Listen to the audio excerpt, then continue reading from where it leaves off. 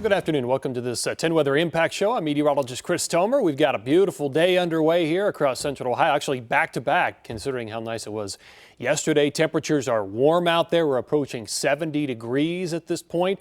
And so we're looking good until we have our next storm system, which comes in between late Tuesday and Wednesday, primarily on Wednesday. It's going to be a pretty wet day on Wednesday and then quite a bit colder by the time we get into Wednesday night and Thursday.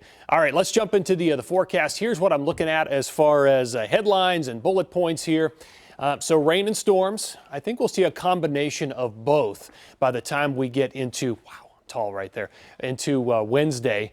Back away just for a second. Rain and storms on Wednesday. And then I'm thinking both rush hours are going to be quite wet. I think that might be one of the primary things that we're looking at here is just it's going to be wet for the rush hours and probably slow both of them down. Yes, there are going to be thunderstorms embedded even in the morning, noon, and then probably into the early afternoon before the cold front comes in and really drops the temperatures. I think the temperatures could drop like a rock, like after, I don't know, 5 p.m., 6 p.m., after that colder just comes pouring in after that. So our outlook for severe weather on Wednesday looks like this, and you can kind of see it cuts right through central Ohio. Anywhere in the yellow shaded area, we have a risk for severe thunderstorms, meaning that we could see the following types of risks and threats with this. A lot of wind as these come through, and of course heavy rain. And I think the heavy rain risk is there pretty much on and off all day by the time we go through Wednesday.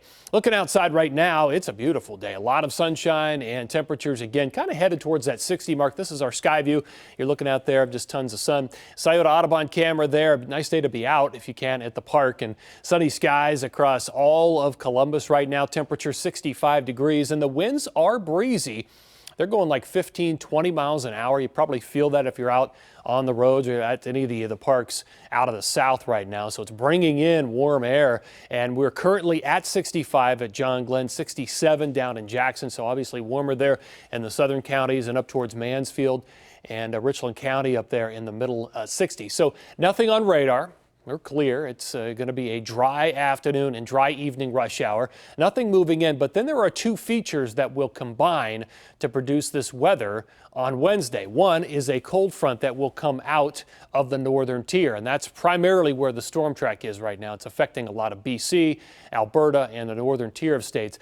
And there's a cutoff low that will come out of the southwest, and the two will kind of merge over the Midwest as we get into the middle part of the week. So over the next 12 hours, if you have any plans out tonight, overnight, into tomorrow morning, there are no weather worries. It's going to be mild. I mean, I think we may hit 60-ish for the overnight low, maybe in the upper 50s, but primarily clear overnight into tomorrow. Here are the precipitation chances over the next 7 days. So tomorrow in the afternoon, we have a 20% chance of a thunderstorm or a shower. I don't think they're going to be numerous at all. But then that night, into Wednesday, we'll get, again, the combination of that cold front and that cutoff low to start to generate some weather around here. Likely going to see some pockets of heavy rain, a few thunderstorms, even in the morning, midday, early afternoon, and 100% chance of that. Now, that night, the temperature will drop very quickly, probably by 30 degrees.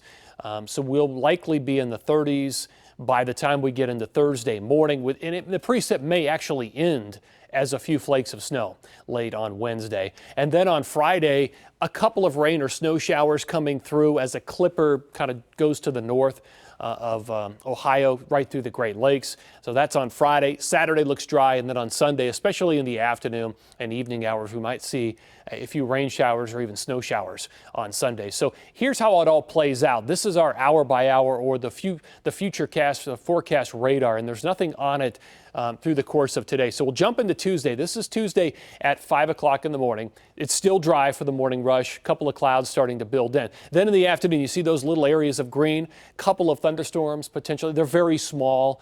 And again, it's about a 20% chance that those would pop up and move across the area and hit you if you're in central Ohio. Then by the time we get into Wednesday morning, it's a different story. So you'll wake up Wednesday potentially to some rain and some storms across the northern counties. And then as the day wears on, more of that develops right over the top of central Ohio. So this is Wednesday at about the lunch hour. And so you've got some yellows, you've got some oranges mixed in. So a couple of things. You potentially with that kind of color coding, you're going to see heavy rain, even thunderstorms, some lightning, some thunder obviously rumbling through, and maybe even some strong gusty winds. And then all of that continues to kind of slide through. There may be one more batch here at around 4, 5, 6 with the last piece of this that kind of comes through, and then it slides away late. Now, after about 5 or 6 p.m. with those storms, the temperature is going to drop like a rock. But even by 11, it may already be down into the 40s at that point as all of this continues to move away. So dry and clear overnight tonight, down to 54 for the overnight low, so pretty mild. Tomorrow, 75, a warm day with about and strong, those southwesterly winds are going to be pretty breezy. About a 20% chance of a thunderstorm in the afternoon. Here's your 10 weather impact 7-day forecast. So tomorrow, there it is at 75. Now we will warn, we have a weather impact alert day for Wednesday. And the potential's there morning, at lunch hour into early afternoon before the temperatures start to fall at 4, 5, 6 p.m. Of seeing heavy rain and also a couple of strong, maybe even a couple of severe thunderstorms. And by the time we get into Thursday, I mean, we're down into the 30s in the morning, 45 for the high. Friday is up to 56. Again, there's a clipper that kind of passes to the north. We may have a few rain and snow showers that day. Saturday looks to be mainly dry and 49 on Sunday. Another storm system kind of rolls through the area, mainly in the afternoon and evening hours with temperatures early at 68. They'll probably fall in the afternoon there on Sunday. And again, a couple of rain and snow showers trickling into Monday as well. So let's go away from our forecast aspect of the show now and talk a little bit about some of the damage left behind from some storms around the nation in the past few days. It has been fairly active. Well, this afternoon, a massive cleanup is underway following a series of deadly thunderstorms. They ripped through the South and the Midwest, leaving at least 6 people dead. The storm system spawned deadly supercells that hit Oklahoma for 2 nights in a row. The powerful winds ripped the roof off of a school and damaged a few homes. Later, an EF2 tornado hit with wind speeds of at least 110 miles per hour. It's kind of a shock, and but we've had things happen here at Beggs before, and we'll get through these like we have previously. It was probably 15-20 seconds, but it did. I mean, that 15 to 20 seconds did, enough damage that we can see some of it here. Yeah, the school district there is closed for this week as they clean up and try to rebuild some of that stuff. Tornadoes also struck further north. You probably have heard about this one or even seen this video. This is up in Michigan. This happened last Friday. That's where 3 people were killed and at least 12 were injured by this EF3. That's the official ranking there by the Weather Service. EF3 tornado, packing winds up to 160. You'll notice the lake is frozen in the foreground. This is a really rare type situation. I mean, goodness gracious, that's a powerful tornado.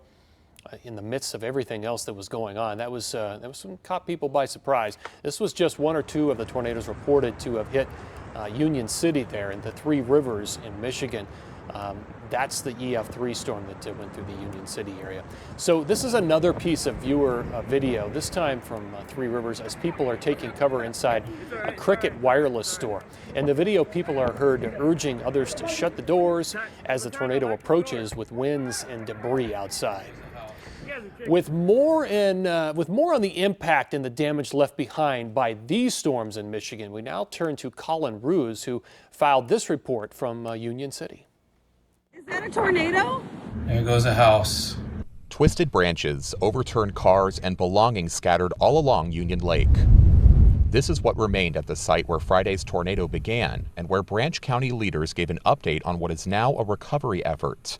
When faced with a scene like this, Emergency Management Coordinator Tim Miner emphasized that numbers don't matter. These people were still affected by something, right? We all know it was the wind. So let's not focus on this was an EF3 or EF4. We had lives lost and people hurt. The storm damaged around 70 buildings, ranging from torn-off siding to complete destruction. The search and rescue teams are using canines, drones, and even divers, as much of the property went into the lake. Residents have not yet had the chance to return, with hazards scattered throughout yards and fields. Everything from sharp objects, unstable structures, gas tanks leaking, all different kinds of things that we have to account for within this. Sheriff Fred Blankenship asked the community to call local dispatch if they have a family member within 6 miles of Blossom and Tuttle roads. First responders did not give a number on how many are still missing, as it remains an active scene. Minor hopes families will be able to gather their belongings by late Sunday, with notifications set to go out on social media. It does not mean that everybody that wants to drive in here and have a look, it's not that time. He thanked the many city police departments that reached out for help, along with the state resources provided by Governor Gretchen Whitmer's state of emergency declaration. Without getting into details, he called first responders and citizens heroic for how they helped others at the first signs of danger. That's what I would walk away with is heed warnings, have a system to receive alerting no matter where you're at.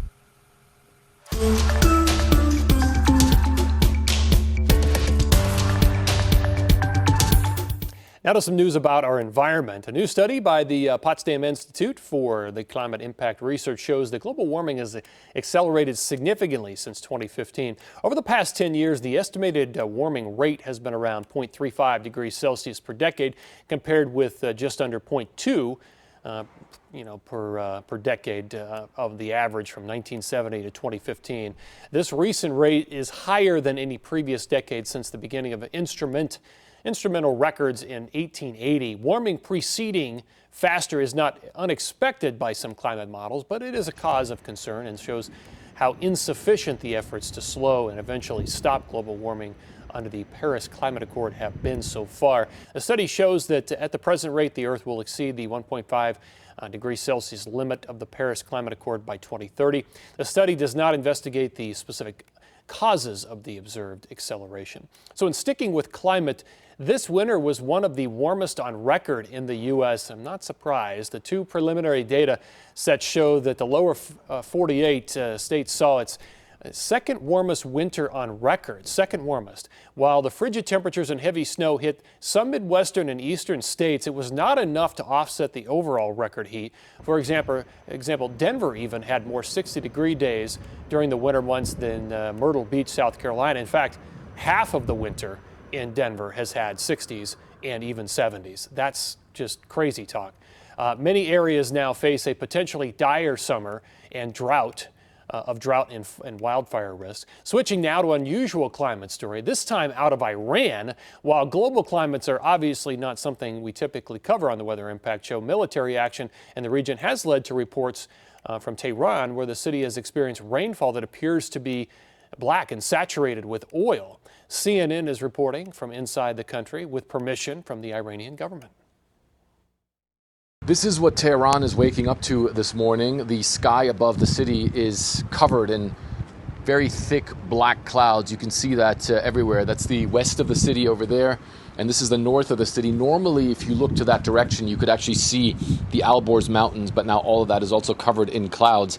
That comes after major airstrikes in the south and the west of the city happened last night, where oil installations were hit, oil storage facilities. Apparently also a refinery might have been hit as well. And now you can see this morning that the sky is still very dark. We saw thick black plumes of smoke in the sky yesterday. There were massive fires in the south of the city. But I want to show you something else, because it's also raining.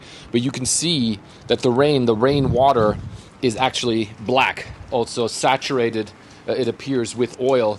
And then if we look over there, you can see that the water that's running down here also is black. So that's what's coming down this morning, this sort of oil-filled rain that we have right now on the Iranian capital after those strikes took place.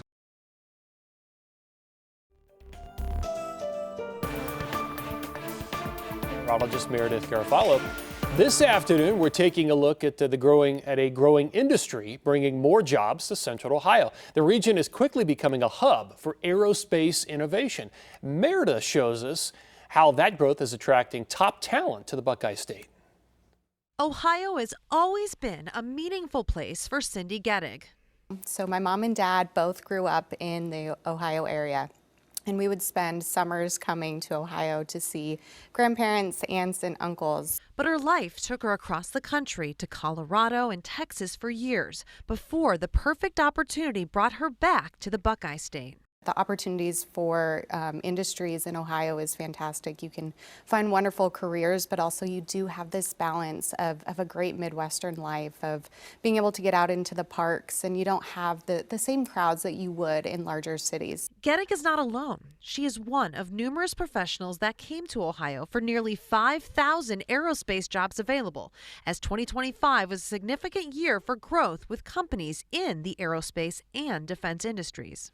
To build them here. So the next generation of aerospace and defense is not only going to have the requirements set here, but they'll be built here, their supply chains will be built here, and it's amazing because of the $3 trillion plus industry. According to Jobs Ohio, in addition to creating jobs, companies also invested hundreds of millions of dollars, adding a huge boost to the state's economy. It's an interesting dynamic because Ohio's always had an incredible heritage with the aerospace industry. People in Ohio value service, so they've always valued military and federal.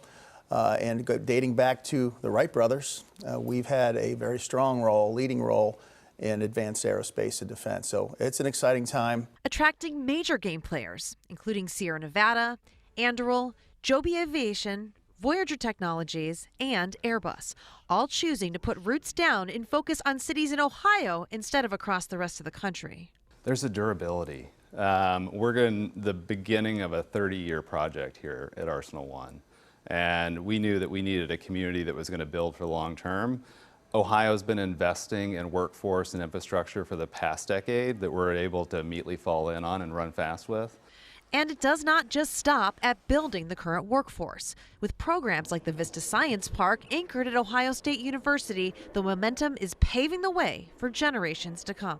We're partnering with the Ohio Department of Education and higher education on experiential learning, career awareness, making sure that young individuals, especially elementary, middle, and high school, understand the career advancement and opportunities here within the state so they don't feel like they have to leave. Which is exactly what Gettig and her family plan to do. I think, you take a risk and you land where you're supposed to, and I couldn't be happier that I've landed in Ohio.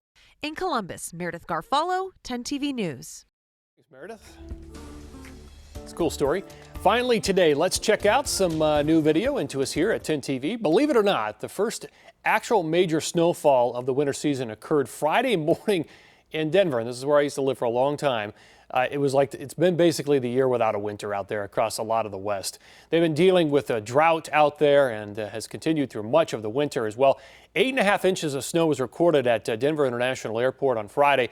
That was the biggest they had seen of the entire winter, because the entire winter so far they've only had 13 prior to that storm. So this was well over half of that, with only a trace of snow having fallen in the month of February prior. So I mean, this was actually a pretty big deal. And to the other side of the country, and a much more spring-like weather problem, heavy rain has caused high floods across southern Indiana over the past few days. Some areas have seen actually close to 6 inches of rain, and all of the counties in southern Indiana have been under a flood watch last week, with flood alerts continuing into this week as well along many rivers in that region.